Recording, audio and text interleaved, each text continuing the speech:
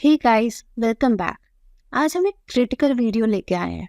हमारे पास एक व्यूअर रोहन की कहानी आई और ऑनेस्टली उसका मैसेज पढ़ के हमें लगा कि ये आप सब तक तुरंत पहुंचना चाहिए। रोहन की सैलरी अच्छी है, लेकिन उसका मैसेज सुनिए। मेरी सेविंग्स 0 है और मुझ पे 22 लाख का लोन है। दोस्तों, रोहन की हालत precaution is always better than cure का लाइव एग्जाम्पल है। ये कहानी आपके लिए एक मेजर वेकअप कॉल होनी चाहिए। आज हमने उसकी हर गलती को एनालाइज करके 9 कैटेगरीज में डिवाइड किया है, जो हर 20s के इंसान को अवॉइड करनी ही चाहिए। रोहन ने 22 लाख का लोन लिया, ना बिजनेस शुरू करने के लिए ना फैमिली इमरजेंसी के लिए, बस एक परफेक्ट सोशल इमेज बनाने के लिए, कार, ब्रांडेड वॉचेस और लोग क्या कहेंगे वाले शो ऑफ के लिए। भाई सच सुनो, सोशल इमेज ईएमआई से नहीं बनती। गाड़ी देख के लोग 2 सेकंड में नाइस कार ब्रो बोल के निकल जाएंगे, पर ईएमआई तुम्हें हर सेकंड स्ट्रेस देगी। लोन तभी लो जब वो आपके लिए एसेट क्रिएट करे या कोई रियल नीड हो। फ्लेक्स करने के चक्कर में अपना फ्यूचर मत मॉर्टगेज करो। लग्जरी तब मजा देती है जब वो ईएमआई फ्री हो। जब हमने सब कैलकुलेट किया, रोहन की ईएमआई उसकी सैलरी का 40% थी, जबकि क्रूशियल रूल ये कहता है आपकी टोटल ईएमआई आपके मंथली इनकम की मैक्स टू मैक्स 15 to 20% से ज़्यादा होनी नहीं चाहिए। हमेशा याद रखो, नया लोन लेने से पहले ये चेक करो कि ये 20% बाउंड्री में फिट बैठ रहा है या नहीं, और जो भी एक्स्ट्रा पैसा है उससे सबसे पहले अपने हाईएस्ट इंटरेस्ट 30 to 40% वाले जो लोन्स को चुकाओ। सोचो, रोहन ऑलरेडी 22 लाख के डेट में है। अब अगर उसके घर में किसी को मेडिकल इमरजेंसी आ जाती है, मान लो पेरेंट्स या खुद उसे कुछ हो जाता है, इस सिचुएशन में क्या वो एक और लोन ले सकता था? बिल्कुल नहीं। और जब हमने उससे ये पूछा कि इमरजेंसी का क्या प्लान है, उसका जवाब सुनकर हम लिटरली शॉक हो गए। कंपनी का इंश्योरेंस है ना भाई। रियलिटी ये है कि इंश्योरेंस लिमिटेड होता है, कवर कम होता है, और जब जॉब छोड़ते हो वो इंश्योरेंस 0 हो जाता है। Instead you should have a personal insurance so that उसमें बेनिफिट्स भी एक्यूमुलेट होती रहे और तुम्हारा कवर भी बढ़ता रहे। अपने और फैमिली के लिए पर्सनल हेल्थ इंश्योरेंस लेना ऑप्शनल नहीं है, एसेंशियल है। जब तुम फाइनेंशियली ऑलरेडी स्ट्रेस्ड हो, तब एक मेडिकल इमरजेंसी तुम्हारे पूरे फाइनेंशियल स्ट्रक्चर को हिला सकती है। अब सोचो, अगर कल को जॉब चली गई तो ये हाई इंटरेस्ट ईएमआई कौन भरेगा? स्ट्रेस लेवल स्काई हाई और बैंक की कॉल्स नॉन स्टॉप। सबसे पहले अपने और पेरेंट्स के लिए पर्सनल हेल्थ इंश्योरेंस लो। फैमिली की जिम्मेदारी कंपनी नहीं, तुम्हारी है। दूसरा, कोई भी लोन लेने से पहले अपना इमरजेंसी फंड बनाओ और अपनी 6 मंथ्स की ईएमआईज का पैसा भी एक सेपरेट एफडी या लिक्विड फंड में रखो।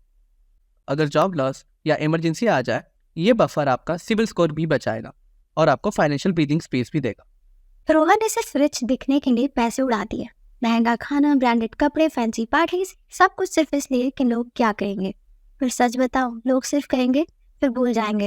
पर तुम ईएमआई, स्ट्रेस और गिल्ट का बिल महीनों तक भरोगे। अपनी सैलरी दूसरों को इम्प्रेस करने में मत उड़ाओ। उसे अपने goals, retirement, investments, debt free life के लिए काम में लाओ। स्टेटस का असली ग्रो लग्जरी से नहीं, पीस ऑफ माइंड से आता है। रोहन थोड़ा बहुत तो इन्वेस्ट कर रहा है, पर भाई हाई इंटरेस्ट लोन के साथ इन्वेस्टमेंट 40% इंटरेस्ट को 15% रिटर्न से बीट करना मतलब वाटर गन से आग बुझाना। ये सिंपल मैथ है।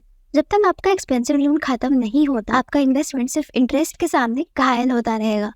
पहले अपना हाई इंटरेस्ट डेट क्लियर करो, फिर इन्वेस्टमेंट करो, ताकि वो आपके लिए काम करे, इंटरेस्ट के अगेंस्ट नहीं। सही ऑर्डर ही रियल वेल्थ बिल्ड करता है।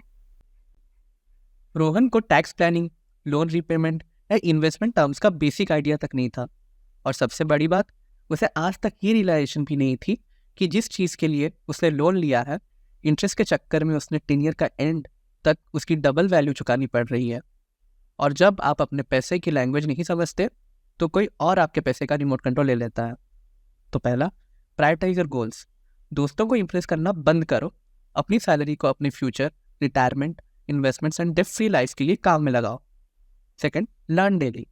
रोज बस 15 minutes financial news, YouTube videos या बुक्स पढ़ने में लगाओ। या फिर हम तो हैं ही आपके मनी कोचेस, पेनी और कैश। स्कूल ने शायद ये नहीं सिखाया होगा, पर फाइनेंशियल लिटरेसी ही असली एडल्टिंग का सुपर पावर है। रोहन ने सोचा, बस थोड़ा ट्रेडिंग और टिप्स और मैं इंस्टेंटली अमीर हो जाऊंगा। गेट रिच क्विक स्कीम्स में पैसा डाला और ऑब्वियसली पैसा गया।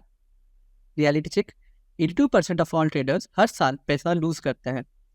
इन्वेस्टिंग एक मैराथन है, स्प्रिंट नहीं। तो बी पेशेंट, कंपाउंडिंग को टाइम दो। धीरे धीरे कंसिस्टेंट इन्वेस्टिंग ही रियल वेल्थ बनाता है। और सबसे इम्पोर्टेंट, स्टॉक मार्केट में मत खेलो अगर बेसिक नॉलेज नहीं है। खुद पे भरोसा करो और 25 दिन में पैसा डबल वाले स्कीम्स में अपना हार्ड एंड मनी मत डालो। शॉर्टकट्स का मैजिक सिर्फ स्ट्रेस और लॉस लाता है, प्रॉफिट्स नहीं। रोहन अभी 20s में है, लेकिन उसने रिटायरमेंट प्लानिंग को बहुत दूर की चीज समझा। भाई, किसने बोला है रिटायरमेंट 60 में ही करना है? वाई नॉट 40s या इवन अर्लियर?